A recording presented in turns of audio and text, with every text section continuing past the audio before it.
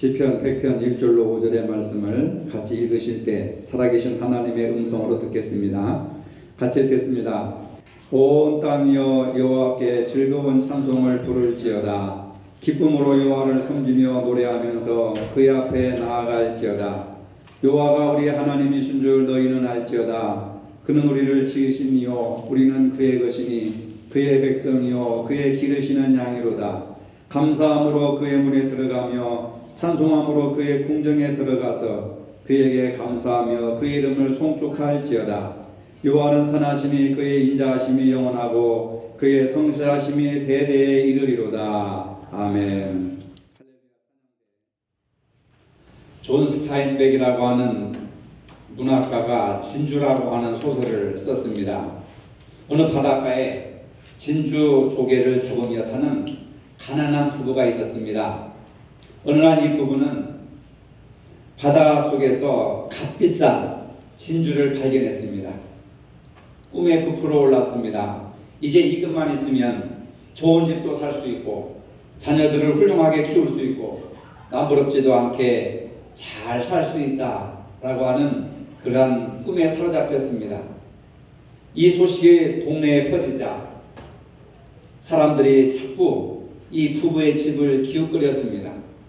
평소에는 알지도 않고 또 아는 체도 안 하던 사람들이 괜히 와서 친한 척하고 관심을 갖게 되고 또 밤에 강도가 침입하는 일도 생겼습니다. 먼 친척들이 찾아와서 좀 도와달라고 떼를 썼습니다. 성당의 신부님도 교회에 큰 헌금을 기대하면서 은근히 부담을 주었습니다. 결국 진주 때문에 점점 기쁨도 사라지고 밤마다 엄습하는 불안과 공포를 이기지 못해 부부가 상의한 끝에 다시 진주를 바다에 던져버렸다고 하는 이야기입니다. 물질이 참된 행복을 가져다 줄 수가 없습니다. 세상의 기준으로 보면 돈이나 명예, 권력을 얻는 것이 참으로 복된 일입니다. 그것이 없으면 불행하다고 생각합니다. 인생에 실패했다고 생각합니다. 못났다고 생각합니다. 행복은 외적인 조건에서 오는 것으로 생각할 수가 있습니다. 참된 행복은 물질이나 외부의 환경에 따라 결정되는 것이 아니라는 사실을 우리는 알고 있으면서도 그래도 이왕이면 다움치 말하고 부자로 건강하게 오래 사는 것이 복이다. 이런 미련을 끊어버리지 못하고 살아가고 있습니다. 우리는 하나님의 축복을 받았습니다. 하나님과 교제 속에서 행복이 결정되고 하나님 주시는 영적인 즐거움과 풍요로움을 우리가 행복이라고 생각합니다. 하나님이 주시는 영적인 즐거움과 풍요로움이 우리 인생의 행복의 좌우를 결정한다는 사실입니다. 그리스도인의 행복은 바로 하나님으로부터 시작됩니다. 그래서 우리는 찬송을 부를 때 만복의 근원이 되신 하나님은 만복을 주시는 만복의 근원이 되시는 하나님이심을 고백하는 데서부터 우리의 행복은 결정된다고 하는 사실입니다. 예수 그리스도를 통해서 생명의 복을 얻고 구원의 복을 얻는 것이 행복의 출발입니다. 내 영혼이 먼저 잘 되고 범사가 잘 되면 건강의 복이 임합니다. 영적인 데서 복이 시작된다고 하는 사실을 믿으시기를 바랍니다. 예수님은 마태복음 5장에서 복에 대해서 8가지 복에 대해서 말씀하시면서 심령에 가난한 자는 복이 있다고 말씀하셨습니다. 애통하는 자가 복이 있다고 하셨습니다. 온유한 자가 복이 있다고 하셨습니다. 그런데 우리는 어렸을 때부터 이 말씀을 수천 번, 수만 번 들었습니다. 그런데 우리는 복이 있다고 생각하지 않습니다. 더 많은 복을 받아야 된다고 생각하고 있습니다. 여러분, 복이라고 하는 것은 가만히 있는 사람에게 임하는 것이 아닙니다. 마음이 가난하게 되면, 애통하게 변화되면, 마음이 온유하게 변화되면 그것 자체가 복이라고 하는 사실입니다. 변화 자체가 복이라고 하는 겁니다. 근데 우리는 심령에 가난한 자는 복이 있나니, 애통하는 자는 복이 있나니, 온유한 자는 복이 있나니, 복이 있나니 자기가 성경을 읽고 고백하면서도 하나님 물질의 복을 주세요, 자식들이 잘 되게 해주세요, 건강하게 해주세요, 취직되게 해주세요, 더 부자가 되게 해주세요 라고 하는 세상적인 복을 더 많이 갈구하고 있단 말입니다. 물론 그 자체가 잘못되고 좋고 나쁘다는 것은 아닙니다. 그러나 주님께서 주시고자 하시는 참된 복이 무엇인가? 애통하는 자 복을 받고 또 온유한 자가 복을 받고 심령이 가난한 자가 복이 있다라고 하는 것을 우리가 알 수 있습니다. 여러분, 심령이 가난한 자는 복이 있나니, 이 말씀은 무슨 말씀이냐면 심령이 가난해지면 그것이 복이라고 하는 겁니다. 심령이 가난한 상태, 그것이 복이라고 하는 겁니다. 세상 복과 다른 겁니다. 세상은 부자가 되어야 복이 있는 것이라고 생각하는데 성경은 가난해지는 것 그 자체가 복이다. 애통하는 자는 복이 있다. 애통하는 자가 되면 그것이 복이라고 하는 사실입니다. 실제적인 변화, 내 마음속에 애통하는 마음으로 내 마음이 변화가 되는 것, 내 마음이 가난해지게 변화가 되는 것, 내 마음이 온유하게 변화가 되는 것, 그 자체가 복이라고 하는 사실입니다. 그런데 우리는 이러한 영적인 복을 구하면서도 가난해지려고 하지 않습니다. 남을 이기려고 합니다. 남보다 높은 자리에서 사람을 대하려고 합니다. 남을 무시합니다. 나는 저 사람보다 잘나고, 내 남편은 저 사람보다 사회적인 지위도 높고, 내 남편은 저 사람보다 더 많은 돈을 벌어오고, 나는 저 사람들보다 더 좋은 아파트에서 살고, 나는 저 사람들이 타는 자가용보다 더 좋은 자가용을 타고 있다. 그렇기 때문에 나는 부자다. 이렇게 생각을 하는 거예요. 근데 성경은 뭐라고 합니까? 심령이 가난한 자는 복이 있다. 온유한 자가 복이 있다. 애통하는 자가 복이 있다. 그 자체가 복이라고 하는 사실입니다. 우리는 남보다 잘 먹고 잘 입고 오래 사는 것을 복이라고 생각합니다. 이러한 생각 때문에 우리는 주님께서 주시는 진정한 축복을 누리지 못하고 있습니다. 10계명 제2계명에 우상을 만들지 말라는 말씀이 나옵니다. 왜 우상이 죄악이냐 그 말입니다. 하나님 우리와 인격적인 관계를 맺기를 원하십니다. 그런데 이스라엘 백성들은 금송아지 우상을 만들어 놓고 하나님과의 관계를 끊어버리고, 그 금송아지가 하나님 자리를 대신하고 금송아지가 우리를 애굽에서 인도하여 냈고 우리 앞길을 열어주고 우리를 부하게 만들 것이다 라고 하는 그러한 잘못된 생각을 갖게 되었습니다. 금송아지 우상은 기계적으로 우리에게 복만 주면 된다고 하는 생각을 갖게 합니다. 금송아지 우상, 기복신앙이라고 하는 겁니다. 이 기복신앙, 금송아지 신앙은 나에게 어떤 변화를 요구하지 않습니다. 내가 변화돼야 된다고, 그래야 하나님의 축복을 받는다고 하는 것을 받아들이지 않습니다. 오직 일방적으로 나에게 복만 주면 된다고 생각합니다. 오직 내가 부자만 된다면 금송아지가 됐든 우상이 됐든 이단이 됐든 무엇이든지 나에게 복을 준다고 한다면 내가 그를 하나님처럼 섬기겠다, 하나님 자리로 높여주겠다, 이런 생각을 갖게 만드는 것이 바로 기복신앙, 금송아지 신앙이라고 하는 겁니다. 나는 하나도 변화되지 않았는데 그냥 거기에다가 복을 부어달라고 비는 것입니다.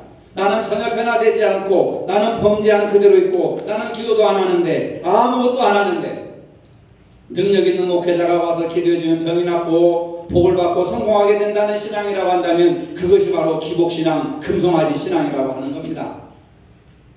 나는 전혀 변화되지 않고 신앙을 떠나서 죄를 짓고 멋대로 살아도 하나님 복을 부어주세요. 나에게 복을 부어주세요.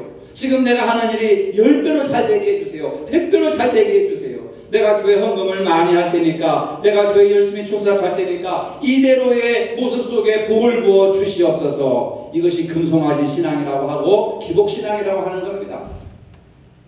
근데 성경은 뭐라고 합니까? 가난한 자가 복이 있다. 온유한 자가 복이 있다. 애통하는 자가 복이 있다. 가난한 마음으로 바뀌어라. 애통하는 마음을 바꿔라. 온유한 마음으로 네 자신이 바뀌어져라. 그것 자체가 복이단 말입니다. 내 자신이 전혀 변화 없이 그냥 좋은 것을 누리게 해달라는 것, 하나님께 기도하지 않고도 무엇이 잘 되기를 바라고 하나님의 말씀에 순종하지도 않으면서 형통하기를 원하는 것이 기복적인 신앙, 금송아지 신앙입니다. 이런 잘못된 신앙이 오늘 한국교회 교인들 속에 침투해서 하나님의 말씀보다는 내가 지금 잘 되고 하나님의 뜻보다는 내 교회가 잘 되고 하나님의 뜻보다는 우리 가족이 잘 되는 잘못된 허위의식에 사로잡혀 있다고 하는 사실입니다. 여러분은 참된 복이 어디 있다고 생각하십니까? 주님의 의도하시는 복이 무엇이라고 생각하십니까? 내 마음으로부터의 변화가 진정한 축복이라고 하는 사실입니다. 겉으로 변하는 척이 아니라 중심으로 내가 변하는 것, 이것이 바로 축복 중에 축복이라고 하는 것을 믿으시기를 바랍니다. 이런 내면으로부터 영적으로부터 오는 축복을 누리기 위해서는 우리가 어떻게 살아야 됩니까? 기쁨으로 예배드려야 합니다. 따라해봅시다. 기쁨으로 예배드려야 합니다. 오늘 보면 2절에 보니까 기쁨으로 여호와를 섬기며 노래하면서 그 앞에 나아갈지어다. 여러분, 기쁨으로 하나님을 섬기며 노래하면서 하나님 앞에 나아가는 겁니다.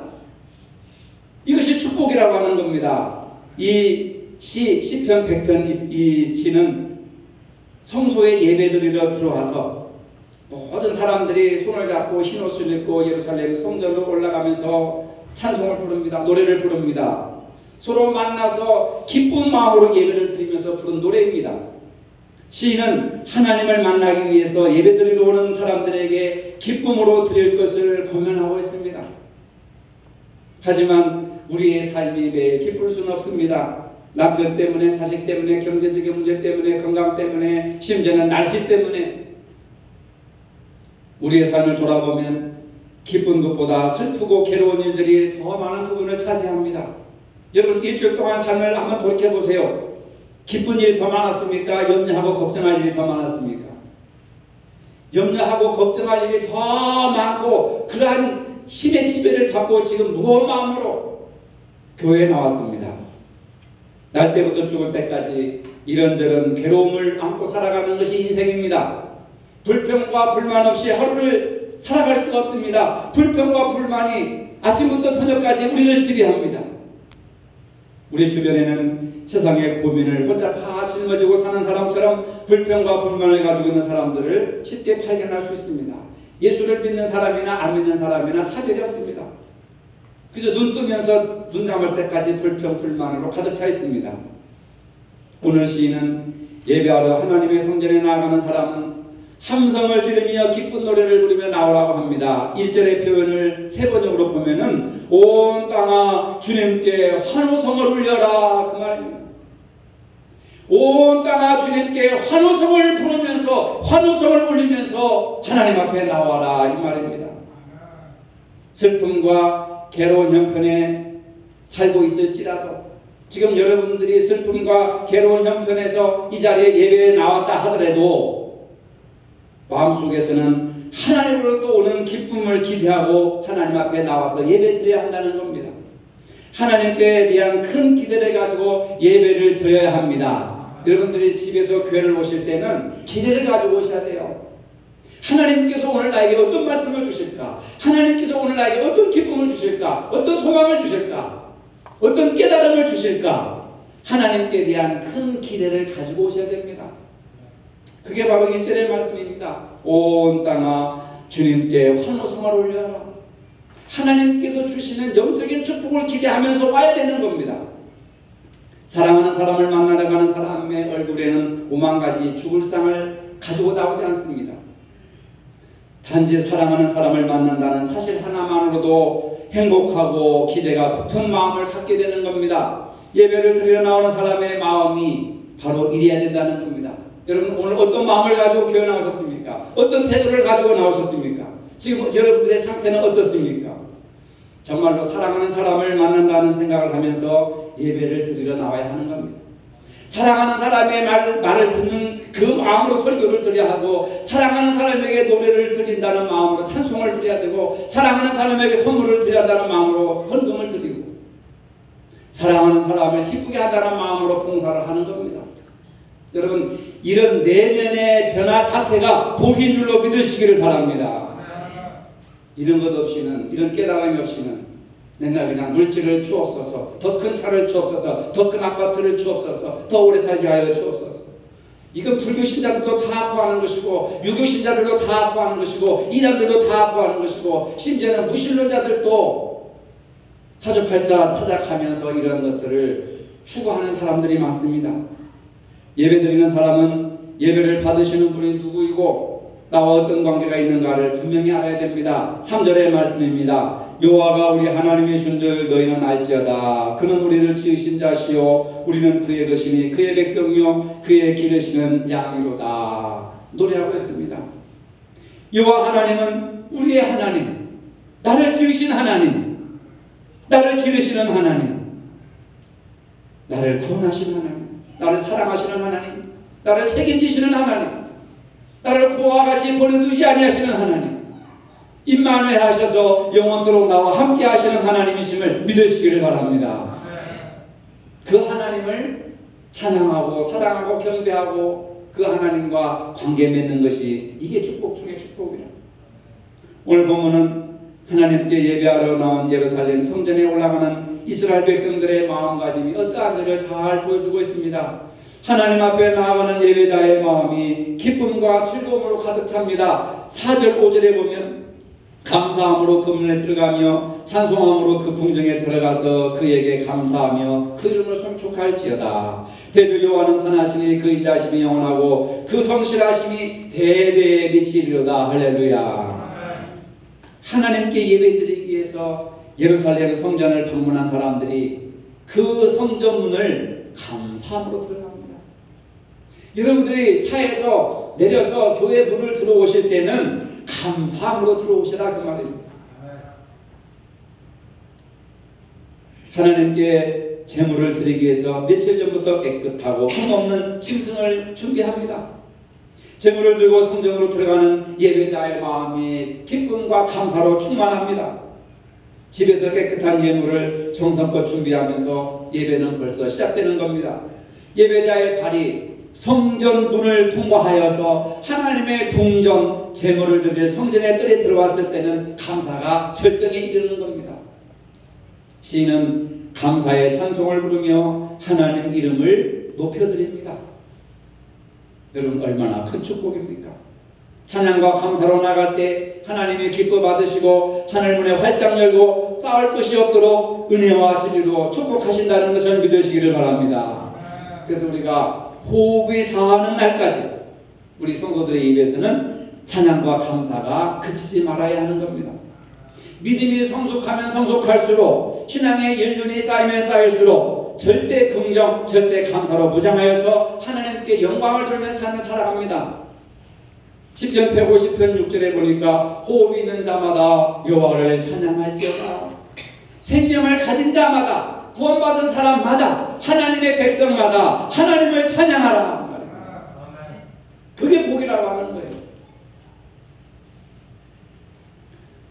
미국의 시애틀에서 세계적으로 가장 유명한 세 사람이 이렇게 출생했습니다. 공교롭게도 세 명 모두가 대학에 공부를 다 마치지 못하고 고졸 졸업장만을 가지고 나왔습니다. 이들은 오늘날 세계에 가장 큰 영향력을 끼치는 최고의 인물들입니다. 그 중에 한 사람이 바로 빌 게이츠입니다. 빌 게이츠는 가난한 가정에서 자라나서 하버드 대학에 들어갔지만 졸업하지 못하고 중퇴하고 말았습니다.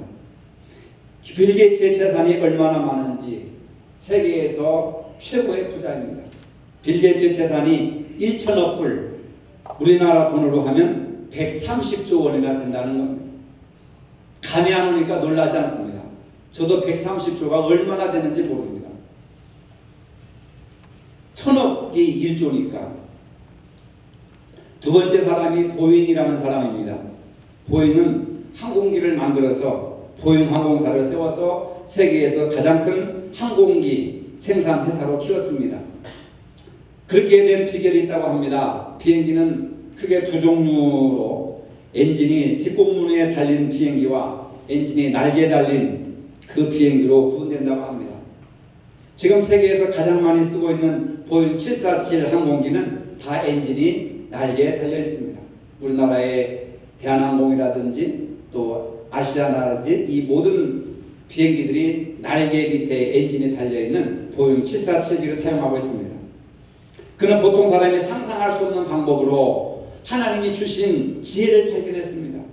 지금은 대형 항공기 사장을 보잉사가 전부 다 이 항공기 시장을 장악하고 있습니다. 세 번째 사람은 맥콜드라고 하는 사람입니다. 아마 이 사람은 좀 생소한데 핸드폰 전화기를 발명한 사람입니다. 우리가 현재 사용하고 있는 핸드폰은 바로 이 맥콜드가 발명한 것입니다. 이렇게 시애틀 출신으로 세계에서 가장 뛰어난 인물 이 세 사람을 조사해 보았더니 어렸을 때에 라이프 우드라고 하는 주일학교 선생님으로부터 어렸을 때부터 성경 말씀을 배우고 훈련받았다고 합니다.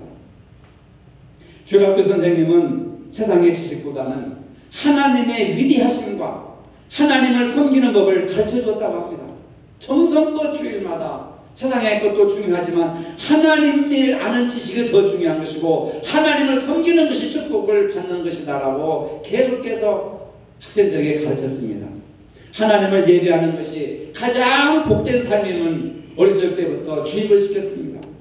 이들은 주일학교 선생님의 가르침대로 하나님을 섬기고 예배함으로 하나님께서 그들을 한없이 축복하셔서 지금은 세계에서 제일 부자가 되었습니다. 예배는 하나님을 만나는 시간입니다. 예배는 하나님으로부터 은혜와 축복을 받는 시간입니다. 예배는 하나님으로부터 응답과 치유를 받는 시간인 줄로 믿으시기를 바랍니다. 오늘 많은 사람들이 주일 교회에 나와서 예배를 드리는 것을 귀하게 생각하지 않습니다. 또 이 자리에 나왔다 하더라도 신령과 진정으로 하나님께 예배 드리지 않습니다.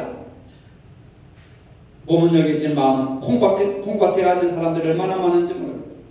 그러나 성경은 말합니다. 호흡이 닿는 그 순간까지 하나님을 찬양하고 감사하고 또 감사하는 삶을 살라고 말씀하십니다. 여러분 따라합시다. 감사가 운명을 바꾼다. 옆에 사람과 인사합시다. 감사가 운명을 바꿉니다. 감사가 미래를 바꿉니다. 변화가 되기를 원하십니까? 부자가 되기를 원하십니까? 건강하게 되기를 원하십니까? 행복하게 되기를 원하십니까? 감사하시기를 바랍니다. 아멘. 감사가 우리의 운명을 바꾸고 감사가 미래를 바꿉니다. 절망했을 때 감사하면 절망이 변하여서 희망이 됩니다. 슬픔이 변하여서 기쁨이 되고 문제가 변하여서 응답과 축복이 된다는 것을 믿으시기를 바랍니다. 남편 때문에 속 썩습니까? 자식 때문에 눈물 흘립니까? 남편 때문에 감사하시고 자녀 이름을 부르면서 감사의 기도를 드리시기를 바랍니다. 변화가 됩니다. 우리가 사는 동안에 넘치는 감사와 찬양으로 살아가야 합니다.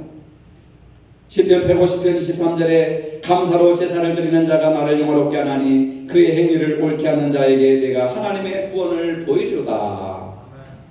감사를 드리는 자 하나님을 영화롭게 하니 하나님께서 저에게 구원을 보여주시겠다. 감사로 하나님께 예배 드릴 때 하나님이 기뻐 받으시고 그 행위를 옳게 하시고 우리에게 복을 주십니다. 습관적으로 원망하고 불평하고 부정적으로 말하는 습관을 여러분 이 시간부터 바꿔야 될 줄로 믿으시기 바랍니다. 감사로 바꿔보십시오. 원망하고 불평하는 삶에 기쁨이 없습니다. 감사가 없습니다. 하는 일마다 다 막힙니다. 만약에 불평이 진리라면 불평하는 사람이 잘 되겠죠. 그러나 하나님은 그 길을 막으십니다. 기도도 막으십니다. 예배도 막으십니다. 찬송도 막으십니다. 다 막아버리십니다. 그러나 감사는 축복의 통로인 줄로 믿으시기를 바랍니다. 감사는 다 열려지게 되어 있습니다. 왜? 하나님의 감사하는 자를 통해서 축복하시기 때문에 그렇습니다. 감사가 여러분들의 행복의 질이라는 것을 믿으시기를 바랍니다. 우리 입술이 바뀌어서 찬송하고 감사하는 입술이 되면 그 다음부터 모든 것이 실타래 풀어지듯이 술술 잘 풀어지는 겁니다. 아브라함이 그랬습니다. 이삭이 그랬습니다. 야곱이 그랬습니다. 축복받은 모든 사람들이 하나님께 불평과 또 불만이 바뀌어서 감사와 찬송 입술로 바꿨더니 언어가 바뀌었더니 모든 것이 다 바뀌어지는 겁니다. 대인관계도 잘 풀어지고 건강도 좋아지고 내가 하는 모든 일에 정말 아름다운 열매가 맺혀지게 되고 범사가 합력해서 선을 이루게 되시는 줄로 믿으시기를 바랍니다. 하나님께 예배드리러 올라가던 이스라엘 백성들이 불렀던 이 100편의 찬송이 감사의 찬송입니다. 하나님 앞에 예배드리러 나오면서 이 100편을 노래를 부르면서 나옵니다. 서로 손잡고 하나님을 찬양하며 하나님께 기쁨과 감사의 환호성을 돌리자. 하나님이 그 사람들에게 복을 안 주시겠습니까, 여러분? 어떤 형편과 상황에서도 주 안에서 기뻐하고 주의 이름으로 기도하며 감사하는 삶이 우리 하나님께서 기뻐하시는 예배인 줄로 믿으시기를 바랍니다. 우리 예배가 항상 이런 예배가 될 수 있기를 바랍니다. 하나님은 우리가 예배 시간마다 기쁨으로 나오기를 원하십니다. 여러분 정말 마음속으로 기쁨으로 우러나오는 그 발걸음을 하나님이 복되게 역사하신 감사하십니다. 하나님을 만날 기대감을 가지고 나오시기를 바랍니다. 어떤 말씀을 주실까? 어떤 은혜를 주실까? 어떤 깨달음을 주실까? 어떤 편안을 주실까? 어떤 즐거움을 주실까? 하나님은 부자들을 찾지 않으십니다. 잘나고 똑똑한 자를 찾으시지 않습니다. 하나님은 영이시니 신령과 진정으로 예배하는 자들을 찾으시느니라. 왜 찾습니까? 복을 주려고 찾으십니다. 축복하시려고 찾으십니다. 오늘 그런 예배자가 될 수 있기를 바랍니다. 하나님은 우리에게 복을 주시기를 원합니다. 어떤 사람이 복을 받습니까? 마음이 변화되는 사람, 가난한 마음으로 사는 사람, 온유한 마음으로 사는 사람, 애통하는 마음으로 사는 사람, 주님의 말씀으로 변화되는 심령에게 복을 주시는 줄로 믿으시기를 바랍니다. 하나님은 어떤 사람에게 복을 주십니까? 감사와 예배를 기쁨으로 드리는 자가 복이 있는 자입니다. 이런 놀라운 예배자가 받는 축복을 저와 여러분들이 오늘 이 시간에 함께 받아 누릴 수 있기를 주님의 이름으로 축복합니다.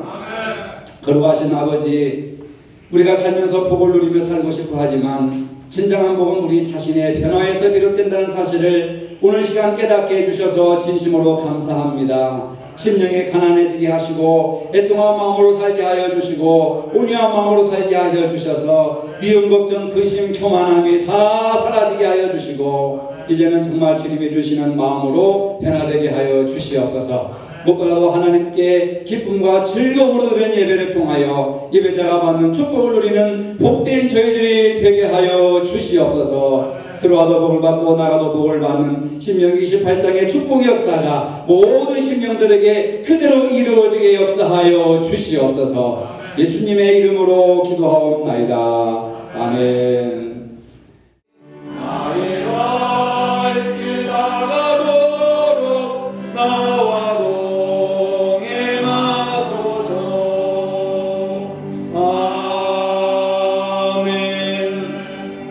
감사함으로 하나님과 동행하는 한 주간이 되시길 바랍니다.